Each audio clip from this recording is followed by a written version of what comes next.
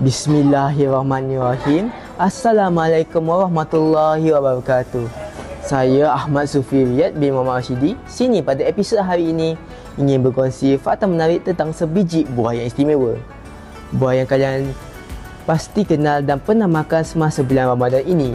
Buah yang baginda Rasulullah SAW selalu akan makan terlebih dahulu semasa berbuka puasa, iaitu buah kurma.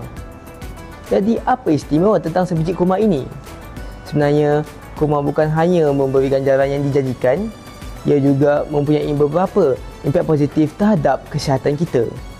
Contohnya, kurma mengandungi nutrisi tinggi seperti glukosa, fruktosa dan sukrosa, di mana ia memberi rangsangan tenaga yang pantas.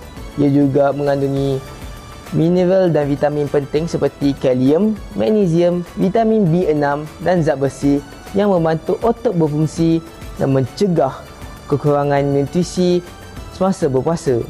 Selain itu, ia juga sumber jadi serat yang dapat mencegah sembelit dengan kandungan seratnya yang tinggi.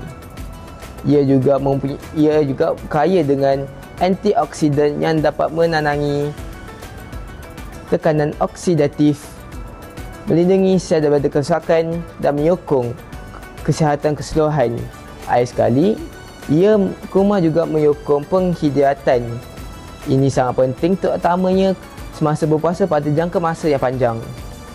Secara ringkasnya, berbuka dengan sebiji kurma bukan hanya simbolik, ia juga merupakan keperluan nutrisi individu semasa berpuasa pada bulan yang mulia ini.